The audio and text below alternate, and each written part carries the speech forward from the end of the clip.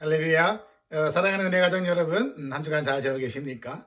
이제 우리가 돌아온 주일은 우리가 함께 또 7월부터는 교회에서 함께 모이는 현장 예배에 함께 하지만 또 여러 오실 분은 오시고 또 안 되시는 분 온라인 예배하시는 그런 시간 되면 좋겠는데요.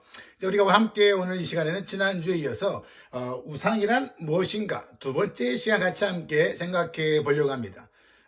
지난주에 이러한 말씀 드렸거든요. 사람들이 여러 가지 말씀이 있지만 그 말씀을 그냥 보편적으로 내가 받아들여서 정말 그 말씀은 옳은 말씀인데 나의 우상에게 적용하지 않기 때문에 나의 우상이 변하지 않아서 실제에 예수 믿고 신앙생활에도 삶의 변화가 없는 일이 있다. 그렇게 말씀을 드렸습니다. 그러한 모습 가운데 우리는 나의 우상이 무엇인가를 잘 점검하고 하나님의 말씀을 나의 우상에 적용해서 바로 그 우상이 무너짐과 동시에 삶이 변하는 그러한 삶이 바로 기독교의 중요한 신앙의 모습이라는 그러한 사실이죠. 그래서 우리가 지난주 말씀드린 거 이어서 말씀을 드리면 가장 우상은 뭔가 우상 숭배라는 것은 바로 뭐냐면 disorder love라는 거죠.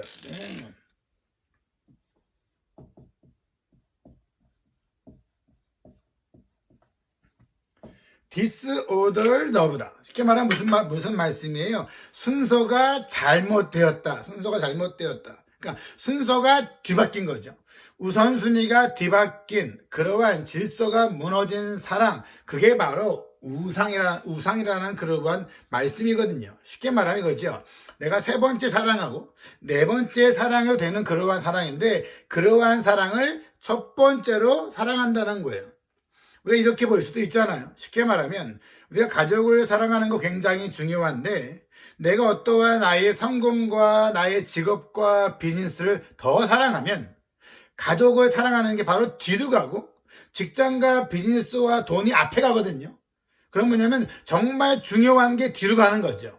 그게 바로 disordered 바로 love다. 우상이라는 겁니다. 그러고 하기 때문에 원래의 내가 사랑해야 될 것들을 순서를 잘 지켜있는 그러한 모습. 또 마찬가지죠. 돈은 중요합니다. 돈은 필요하죠. 돈은 중요하고 필요한데 중요한 것은 바로 뭐냐면 그렇다고 돈은 하나님이 아니라는 겁니다. 그런데 내가 하나님보다 돈에 더 매달린다.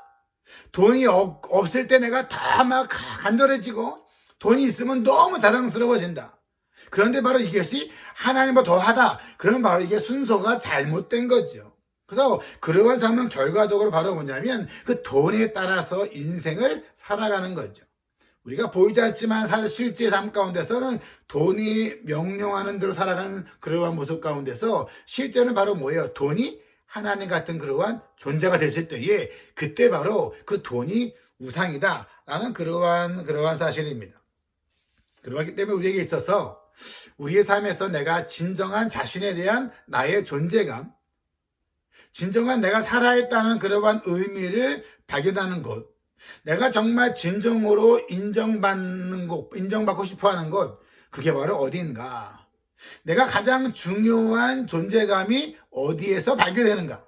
내가 돈이 많을 때, 사람 인정이 많을 때죠. 거기에서 내가 등장하는가? 아니면 내가 중요할 때 등장되어지는가? 바로 거기에서 우리의 삶의 우상을 무엇인지 알 수 있다라는 그러한 사실입니다.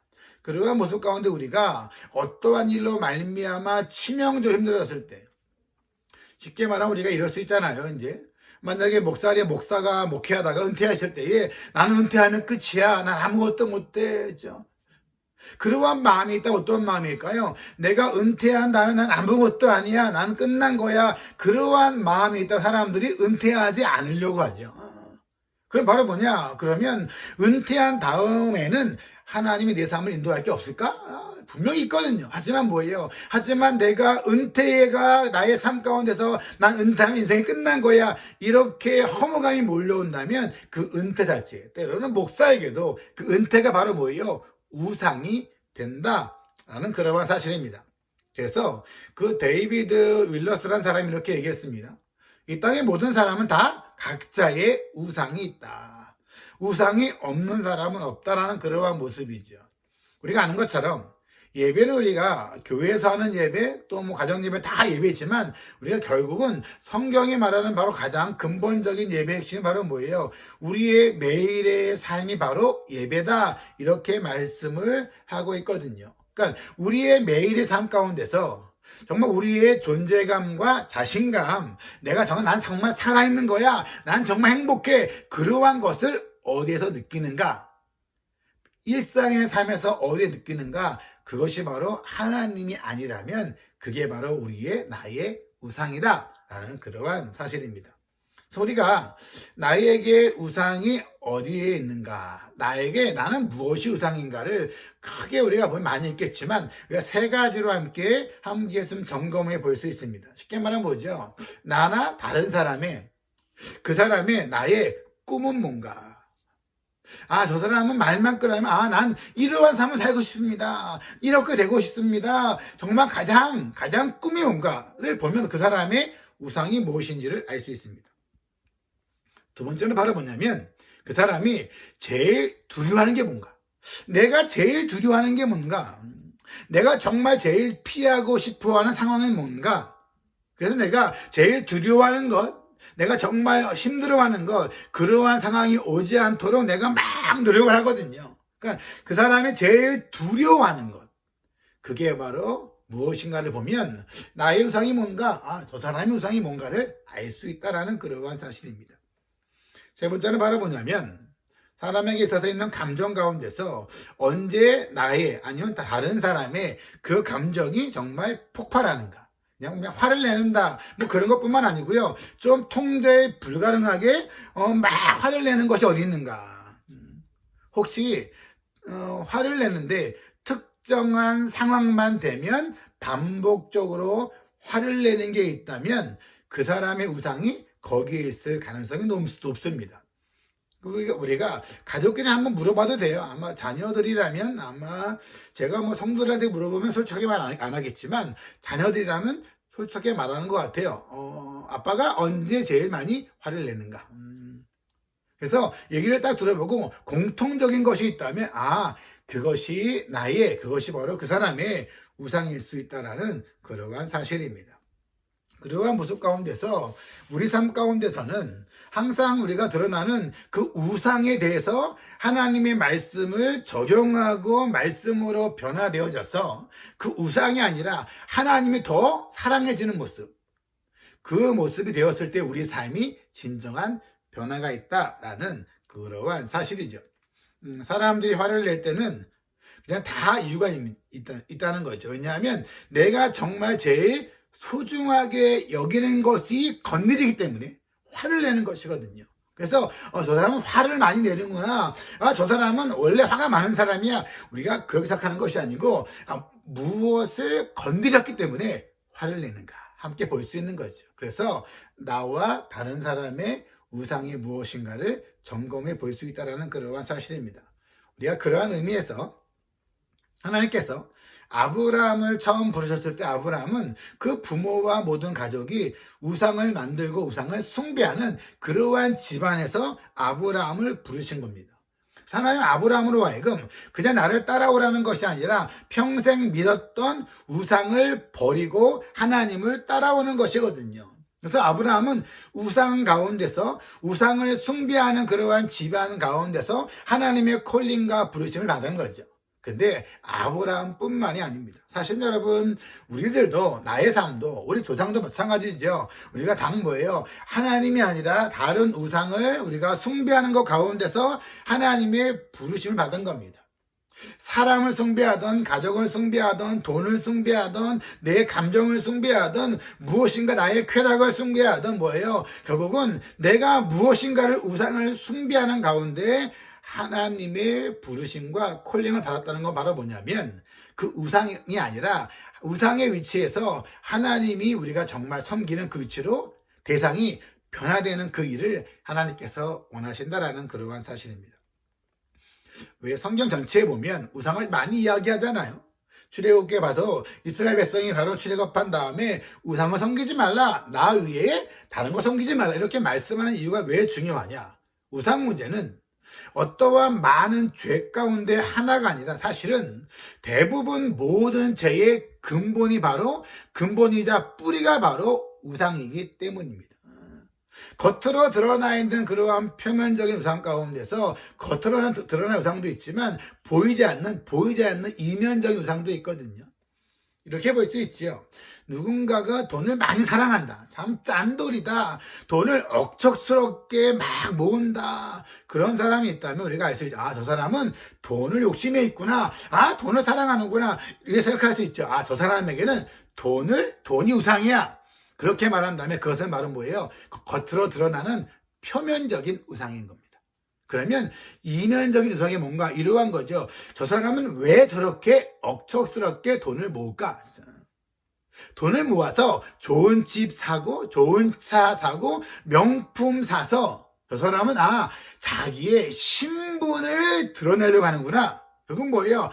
돈으로 말미암아 자기의 자기를 과시하려고 하는구나. 그러면 그 사람에게서의 표면적으로 드러나는 우상은 돈이지만 사실은 보이지 않는 이면적인 우상은 바로 뭐예요? 자기를 드러내고 싶은, 자기를 과시하고 싶은 그 마음, 그게 바로 그에게 있었던 이면적인 우상이 존재한다라는 그러한 사실입니다.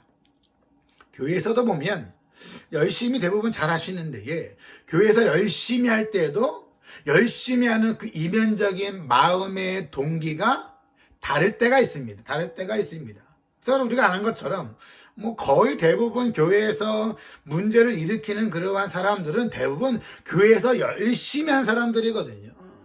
그랬을 때에 그 열심이 정말 순수한 열심이 아니라 순수한 동의가 아닌 경우가 있을 수 있다는 겁니다. 이 사람은 신앙생활을 열심히 하지만 저 사람의 정말 동기는 무엇인가? 순수한 마음이 아니라 열심 뒤에는 이면에 다른 것이 있구나. 그래서 그 갈라디아서 5장 26절 보면 이렇게 말씀하는 부분이 있어요. 그렇죠? 갈라디아서 5장 26절에 보면 이렇게 말씀해요. 헛된 영광을 구하여 서로 노엽게 하거나 서로 투기하지 말지니라. 이거는 교회에서 일하는 사람들, 사역하는 사람들, 봉사하는 사람들에 대한 그러한 이야기입니다. 쉽게 말하면 뭐예요? 교회에서 열심히 사역하고 봉사하지만 열심히 하는 그러한 다른 겉으로 드러나 하나님, 주님 사랑합니다. 그러한 거 표면적인 거 말고 이면적인 열심이 있다는 뭐예요? 헛된 영광을 바로 구한다는 거예요. 내가 열심히 해서 뭐예요? 내가 드러나고 싶은 거죠. 내가 열심히 해서 내가 직분 받고 싶은 겁니다. 내가 열심히 해서 사람들이 나로 하여금 저 사람은 정말 필요한 존재야. 내가 그러한 존재가 되고 싶어하는 그러한 다른 이유가 있다는 겁니다. 그래서 우리로 하여금 마음의 동기가 우리 가운데서 우상이 될 확률이 높다라는 그러한 거죠. 사람들 가운데서 교회 직분 가운데서는 이렇게 말하는 사람이 있어요. 나는 직분 상관없습니다. 나는 직분 욕심 없습니다. 나는 직분 없어도 됩니다. 저는요 열심히 봉사하지만 나는 직분 그딴 거 신경 안 씁니다. 이렇게 말하는 분이 있는데 이렇게 말하면서 은근히 나는 직분 신경 안 써요 하면서 직분 있는 사람들을 좀 무시하는 그러한 사람이 있어요. 결국 뭐예요? 나는 직분 신경 안 씁니다. 욕심이 없다고 하면서 뭐예요? 직분 있는 사람들은 욕심 있는 사람이야. 뭐가 문제가 있는 사람이야 라고 하면서 그들을 은근하게 무시하고 자기를 드러내고 과시하는 그러한 사람이 있는가 하면 때로는 소수는 뭐예요? 열심히 내가 봉사하는 이유가 교회에서 내가 직분을 받으려고. 내가 교회에서 직분 받는 게 출세하는 거지. 내가 어떻게 해요? 열심히 한 만큼 나를 높여줘야지. 직분 줘야지. 그러한 마음으로 하는 사람들, 물론 겉으로는 그렇지 않죠. 물론 여러분들은 그렇지 않지만 가끔 그러한 사람들, 이면에 바로 그러한 우상이 있는 사람이 있을 수 있다는 겁니다. 목사도 마찬가지일 겁니다. 저도 과거에 그러한 마음이 있었거든요. 나는 내가 목회하면 교회를 이런 교회 만들어 봐야지. 그러한 마음인 거죠. 나는 다른 사람과 다른 교회 만들 거야. 그러한 좋은 교회 만들 거야. 그러한 저의 어떠한 기준이 있는 거죠. 근데 한참 하다 보니까 내 뜻대로 안 되거든요. 내 뜻대로 안 되면 뭐예요? 갈등하기도 하고 다투기도 하고 하나님께도 하나님 왜 안 됩니까? 그럴 수 있거든요. 근데 그러한 하나님이 때로는 그런 마음 주시는 것 같아요. 너는 네가 만들고 싶은 그 교회 말고 내가 만들고 싶은 그 교회를 만들면 좋지 않겠는가. 그러니까 하나님을 섬기는 그 마음 가운데서도 나는 우리 교회 이러한 교회가 돼야 돼라는 나의 기준, 그게 바로 정말 더 하나님보다 더 중요해졌을 때 그것이 목사에게도 우상이 될 수 있다는 거죠. 목회할 때도 우상이 될 수 있습니다. 처음에는 그렇지 않았지만 시간이 가면 갈수록 나의 그 기준, 나의 생각, 이것이 중요해지면서 그것이 나에게 우상이 될 수 있다라는 그러한 사실입니다. 저와 여러분들이 시간이 가면 갈수록 하나님의 말씀에 우리 우상을 잘 적용해서 우리의 우상이 변해지고 하나님이 더 중요해지는 질서가 잘 잡혀있는 그러한 우리의 신앙생활 되기를 바라고요.